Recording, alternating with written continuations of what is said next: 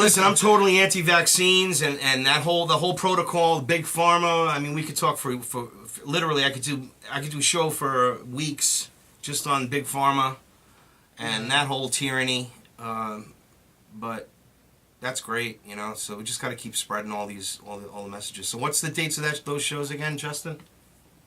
Monday through Saturday, 9 o'clock Eastern time. Cool. 9 p.m. Eastern time, yeah. Excellent. So, yeah, fucking, what was I going to say? Oh, yeah. No, just going to say, yeah, popping and locking over here. Like the old breakdance moves. Well. Yeah. So what's going on? We have Howard's show coming next at 3. Is that, am I correct with that, or? That's right. Yeah. Yep. Okay. Well, plug it, Howard. Yep, We Are Change with Howard Nema is coming up next at 3 o'clock. Basically, we must be the change we need to see in the world. You know, that's what we want to see. We got to make the change. Basically, a call-in truth talk radio show. You know, open-ended discussions on various subjects pertaining to the New World Order. Definitely. I gotta say, guys, when I was in New York City, you know, for the 9/11 weekend and whatnot, those guys out there, they're doing a great job of, you know, getting the info out and everything. You know, we got to start. We got to start like that everywhere. I think that's, you know, and start bringing it to our little towns or whatever. And, you know, I know Howard's involved in Connecticut. I'm in the same state as Howard. Yeah, we should. Yeah, you know, you should join. We are officially wearechangeConnecticut.org. You know, right. And just, you know, get your crew should, you know, join this. You know, and we'll join together in these events and. Really make some impacts. This is the guy that actually founded it with me is in Waterbury, so we're like sort of like Waterbury and Torrington, but we could open other chapters, and that's the whole thing. You could be the New Haven chapter. The whole concept is coming together and, you know, on a consistent, you know, protocol. You know, we got to come up with something that, you know, you can't just be half-assed doing this, that, and the, you know, maybe hand out a brochure or something, and that's the end of it. You got to make some noise, like what we're doing with the radio. Exactly. We got to make some noise. People have to understand. In again, Jim Russell, who is the co-founder of We Are Change Connecticut, is big on the fluoride, and he lives in Waterbury, and he's gotten alderman meetings with their chapter going in there. Actually, we're all supporting him. We can't speak because it's only residents of Waterbury to get the fluoride taken out of the water. Because we show it, he's got studies. We're getting, I mean, really, you really have to do this, and it's been done in other states. And the best way to do it is to research where it's worked, you know, where they actually did get the fluoride out. And that's what he did. He did some digging, and they got people there, and they're going to alderman meetings and giving people, like, you know, it causes dental fluorosis. It causes, that's why people are taking Boniva. And then speaking of Boniva, I'm reading the paper, and in Boniva. If you look at those things, it always says it cures or will prevent. Remember, it always did. Well, now they put it. They don't say anything. They just change the text. If you didn't read it, you really wouldn't even notice. Well, now it's been proven that it doesn't, and we have to tell you because the FDA discovered that. And I'm sort of almost amazed that the FDA discovered it, quite frankly. But that it's a fraud. That it doesn't do it. Like all of these drugs don't do it. That's why I said we could talk, and especially you, Chris. You're in the field. I had the pleasure of waking somebody up. At my job that called in for a purpose, and unfortunately she lost her husband to cancer, and we started talking, and she's in the healthcare field. She works with it. She works in a nursing home, and for 25 years, and she was awake. She doesn't take flu shots. She doesn't take inoculations. She just, but on instinct, not like she's consciously not awake. She just like, you know, no, it just doesn't seem right to me, and this and that. And I started talking to her. I woke her up. I told her to read Eustace Mullins' The World Order, and you know, that'll change your life. And I think that was just like the best thing that ever happened to me, honestly, in one day. This one person, you know, just really woke this one person up, and she's like voraciously looking to understand what I was telling her. Don't you love that? Oh my God. Best feeling in the world, man. It is God's work, man. Like, this is the whole thing. Like, some of my friends think I'm crazy. I'm sure. I know it. I got right-wing, left-wing friends. You know, this bullshit. You know, Obama knots, whatever you want to call them. You know, Obama zombies or whatever. You know, they're just lost in this paradigm.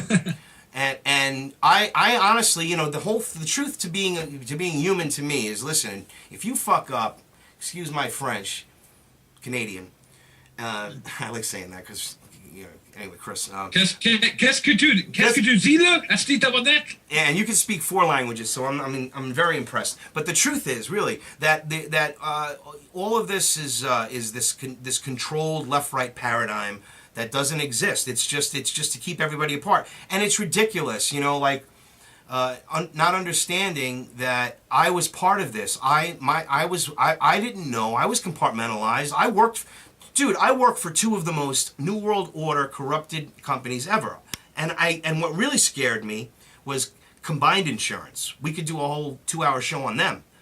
I mean, you just go and get recruited by combined insurance, and wait till you see. First of all, it was founded by W. Clement Stone, who was a 32nd degree Mason, or supposedly, or 33rd degree, I believe, possibly. I don't remember. I'm sure he got his. I was asleep. I was asleep at the time when I worked there. When I was working there, and it's like a cult, man. You like get up, everybody like chants and does all this shit. It's really freaking weird, man. I gotta tell you. I mean, PMA, Positive Mental Attitude, all those books, Napoleon Hill. You know, that's the whole. That's where it all came from. Anthony Robbins. I know people that are in that industry because my uncle actually, in fact, because you know Connecticut is the insurance capital of the world. Oh yeah, and then of course I can't leave out Prudential. I work for them too. I was a sales manager. That's who my uncle works for. He actually got moved down to Atlanta. He runs the whole South division now. Oh, regional vice president. Cool. Yeah. He's an Obama bot all the way though. But that's the whole thing. They're lost in this. It sounds like a transformer, fucking a new transformer. It is type Obama bot. Yeah, I like that Obama bot. Obama bot. You know, I should put on my talk box on my guitar here. Yeah, but it's crazy, bro. They just don't understand that the truth is that.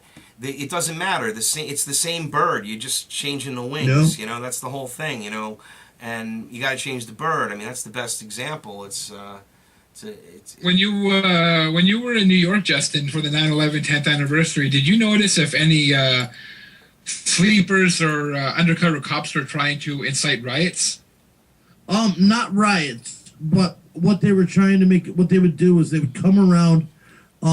They would come around when you got good momentum going, like, you know, when there was a crowd around us that was all listening and they would come in and yell something like, "Oh, you guys are," you know, and kind of make the people around us scared, you know, that there was, you know, it just made people feel uneasy. It was like, you know, they come up and they yell, "Oh, you guys are nuts," or, you know, that's or the whole thing. How dare you disrespect the you know, how dare you disrespect the people that died or whatever, you know. All types of whatever they could to distract the point. And then some of them sit there and they pretend they want to hear what you're saying and they try to refute every point. And then after a while you realize it's like, dude, you don't want to do your own research. You're just doing this to waste our time and prevent us from teaching people that do want to learn. You know, and that's I had a pamphlet smacked out of my hand. Jason Jatlowski got spitted on. You know, I mean, there's a lot of that going on. So I mean, but I mean, you know, for the most part, I mean, you know, it really showed me that we do have a chance, that people are willing to accept this stuff, but you just have to go to them in a rational way and say, hey, you know, I want the same things as you. You know, I'm not, you know, anti-American. I'm not anti, you know, whatever. But you know, I'm not a left winger. I'm not a right winger. I hate them both equally. You know, because at first they always think like. What is with that when you stand up for liberty, you're like, you don't love your country? That is like that is like totally the Orwellian, you know, like it's a perfect example of like what Orwell was talking about with these, you know, I think we should change that nowadays to O'Reillyan. It's almost like O'Reillyan, yeah, that's a better way of putting it, yeah.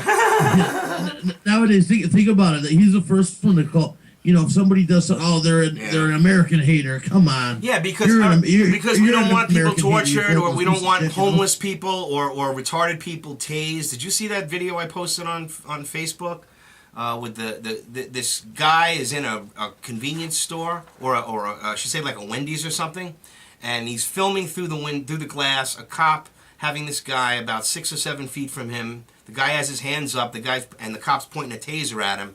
And the guy's saying, "I bet you he's gonna tase him. I just know it. And if he tases him, I'm gonna get his ass and put it on YouTube." And that's exactly what he said. And no less than 20 seconds go by. Boom. The guy didn't move. Tased him.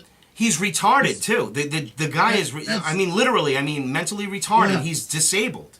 And he tases him, he kicks him, he beats him. It's a 2-minute video. It should go all over the world. Now that's just no. Now you're trying to be negative to the cops. You see, that's how evil the New World Order is, because they take the blame from themselves and put it on a cop that they've programmed to be this way. They're not bad. They're not. They're not necessarily bad. It's like they're just they're brainwashed. Brainwashed. The ones that are this way are now at this point recruited. I mean, if you have if you're too brilliant or smart, you can't become a cop. Even if you want to serve your community, they won't hire you. There's like in Connecticut there was a guy who's suing the state of Connecticut because he scored the highest on the test. He was in peak physical condition. He had like a 6-pack of abs. He was the top shooter in his class. Everything that you're supposed to do, and they wouldn't hire him because they just didn't hire him. Why? Because he could think. His IQ is too high. They don't want. They're literally doing these tests just like when you go to get a job and they give you these proficiency tests. They're classifying you, and if you fit that mold, you're hired. And they're giving things like 29 palms, where it's asking the soldiers. Yeah, and think about that. 29 palm. Yeah. 29. Oh my God. I think it was up 11, of course. Thanks, sir. 11. Right, of course. And that's, of course, if anyone that doesn't know what 29 palms is, it's the Marines were asked if they had to disarm or fire upon the American people. If ordered, they would. And they were like, they had to check a box. It was like, no, yes, haven't I, maybe. I mean, have no opinion. Right. So they anyone that chicks have no opinion, you're going right up the ranks of the New World Order. And anyone that says yes. And then, of course, you'll be put through the meat grinder yourself. But it's just sickening. I mean, sometimes I just, really, I can't even believe it. It's just, and it never ends. It's an endless, bottomless pit of evil that we must fight against. Coming up next, people, it's We Are Change with Mr. Howard, Finding Nema. Hey, I like that. Finding Nema. That's not bad. I feel like some sort of like Forrest Gump. Basically, the only legal monopoly. I mean, it would be foolish to think that they're not completely infiltrated, if not owned and operated. Of course. So the compartmentalization is the whole thing. Like I was talking about, I was compartmentalized, and I know what and that's important. Again, I'm going to do a whole show on compartmentalization because I know what it is to be compartmentalized and then to wake up. So it's a frightening thing because you're just so unaware. It's almost like you have to admit that you're an idiot. And it's hard for people to admit that they're idiots. But, I was an idiot. I was not willing to have an open mind to the possibility that I'm being lied to by people that are supposedly trying to help me. That's the essence of tyranny. I forget the French philosopher who said, it's the name Mosse or Monsier, who said, I can't pronounce his name, but he said the worst form of tyranny is done in the name of justice. And that's what we're under here. That's what we're under. It is tyranny in the name of justice. On that note, we're about to get out of here. So thank you, Lenny, Truth War, Justin, and Howard for joining in. Thank you for having us.